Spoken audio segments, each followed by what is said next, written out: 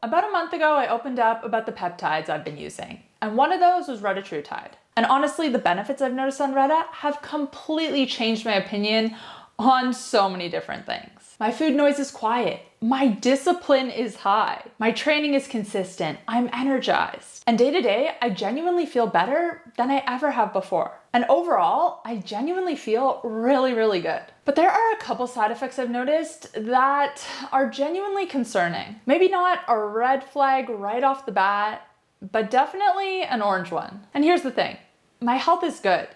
I recently had a full blood panel with over 70 tests. My markers were excellent. I also had a full body MRI scan that was preventative, but everything looked good there too.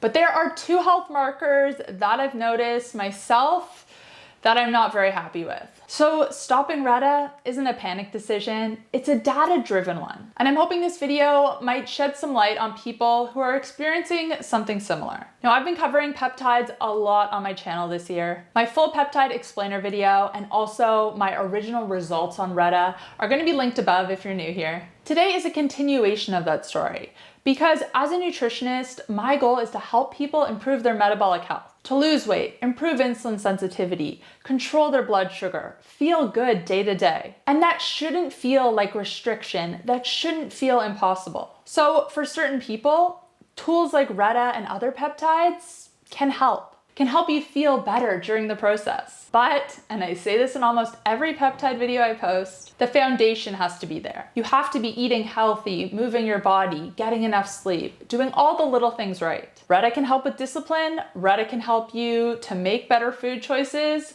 Honestly, it makes processed food not that appealing, but you still need to put in the work. You need to build the habits. But all that aside, here's what we're gonna be talking about today. We're gonna talk about what Reta did for me, the full benefits I experienced, and then the two data points that have me a bit concerned, why they matter, and what I might be moving to instead. Now, if you watched my Coming Clean video, that will be linked above. You already know the headline results. But I want to give you a complete picture here because everything matters for what's gonna follow. So the food noise change was the most significant one I experienced. In my previous video, I spoke about how food is always on my mind and how I can put certain things in place, like not having junk food in the house, that sort of thing, in order to help control myself better. But I have never been someone who can eat a couple squares of chocolate and be done. If I start eating chocolate, I'm eating the whole bar. I don't leave food on my plate, or at least I didn't before I started Reta. I also eat to procrastinate. I work from home, so if there's something I'm sort of putting off, an email, work I need to do, I tend to go for something to eat. And when I started researching peptides, the side effect of silencing food noise was something that really intrigued me. Because I'm an athlete, I don't need to lose weight. I do have a decent amount of muscle, but that doesn't mean I don't still struggle day to day to eat healthy. And it's not so much that I'm eating a lot of junk food. I do have junk food here and there occasionally. I'm not super obsessive over my diet.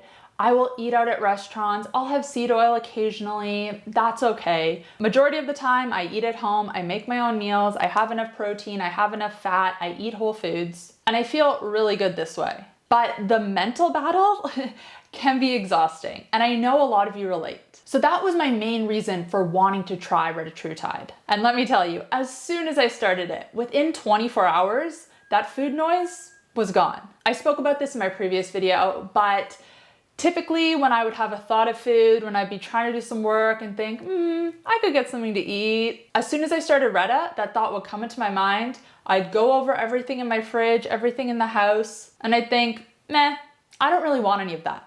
And I'd go back to what I was doing. This is something I have never experienced before. It wasn't like my hunger was shut off completely. I would still get hungry. I would eat and I would get full. I wouldn't have to eat everything on my plate. Again, something I had never experienced before. I always finish my plate of food. When I hear people talk about intuitive eating and how they let themselves eat whatever they want, but they just have a bit of it and they stay in control, I couldn't conceptualize that. That just wouldn't work for me. But on Reta, I've experienced it. I can have those few squares of chocolate.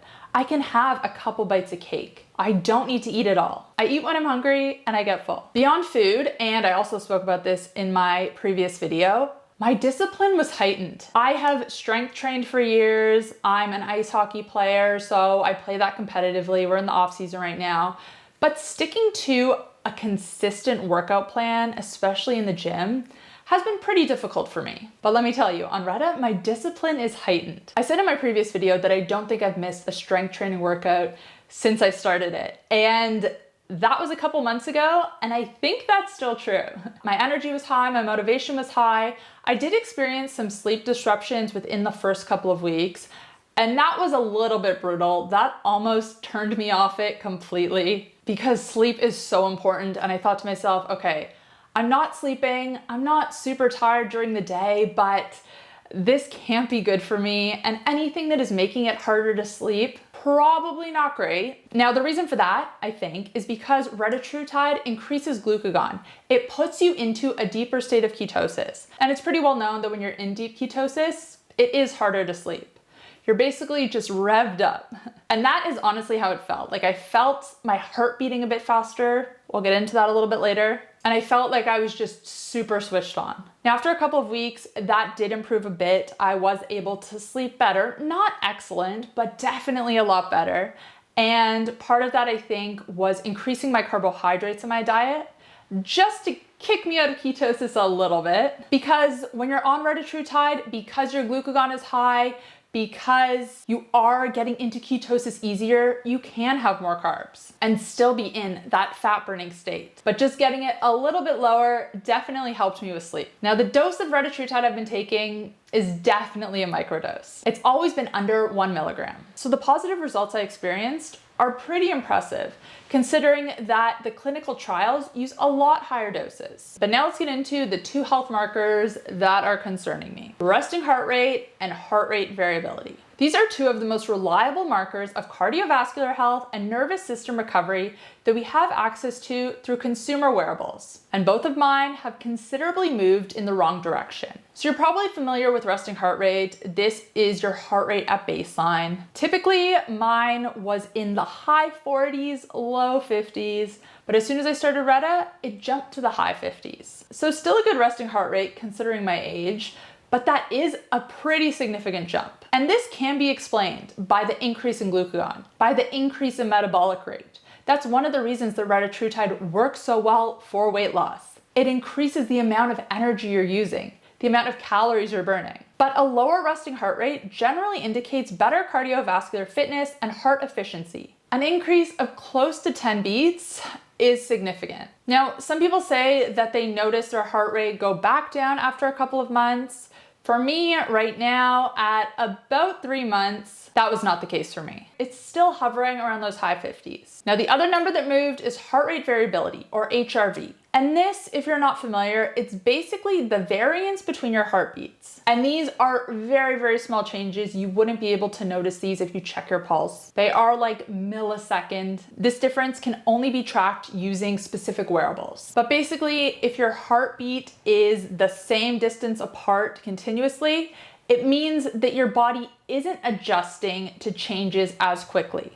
It's a sign of low recovery. If your heart rate variability is higher, that means your body is adjusting quickly in the moment, and your recovery should be higher. A lot of wearables that give you a recovery score or a readiness score, they use both of these, resting heart rate and HRV. If your resting heart rate is above baseline and your HRV is below your baseline, this means poor recovery. This could mean you didn't have a good night's sleep, it could mean you're sick, or that you're overtraining. And the opposite means you're well recovered. Now, HRV, it is highly individual. It varies a lot based on your age and also your metabolic health, but sometimes it's not even correlated to that. What's important is your own baseline and seeing the changes from that. Generally, a good HRV for me would be between 80 to 100. But on Retatrutide, my HRV drops to between 30 to 50, which is a huge drop. And you can imagine what my Oura Ring thinks. So these are the two main reasons that I stopped Retatrutide. Because like I said, early on when I started,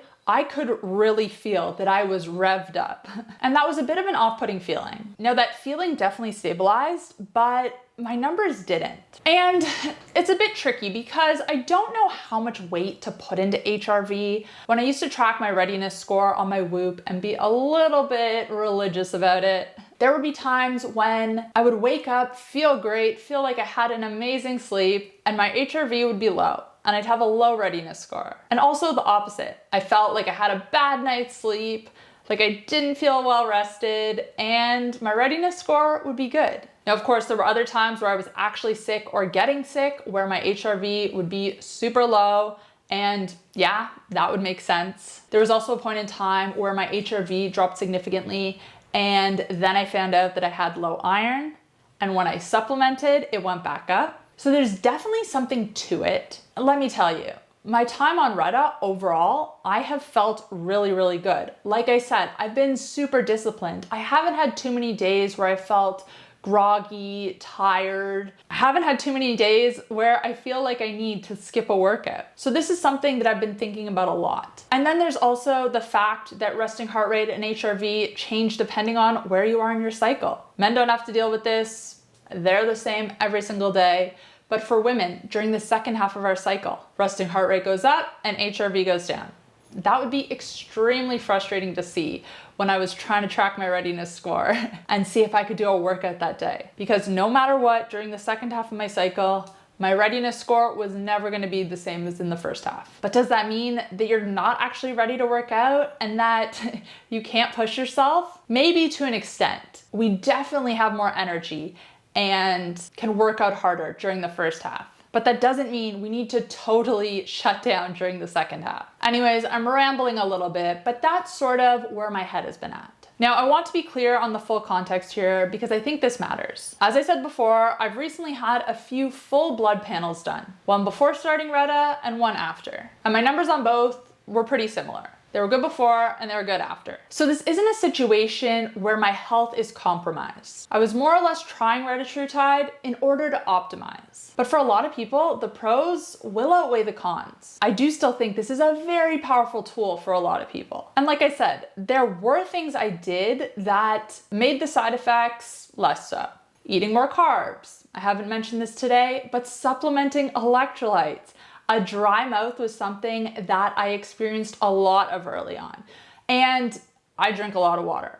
I supplement electrolytes. I drink soda in pretty much every bottle of water that I drink throughout the day. I use their chocolate one in my protein shakes. But I had to increase that even more after taking Retta. And honestly, soda has been a lifesaver throughout this experience. Plain water isn't going to cut it. You need to replenish electrolytes. And you will see this mentioned time and time again when you're researching peptides. Deeper ketosis, you're retaining less water, you're retaining less electrolytes, and sodium especially. So make sure you're using a high quality electrolyte powder like soda. I'll put the link to shop them in the description box down below. So that's why I'm stopping Retta.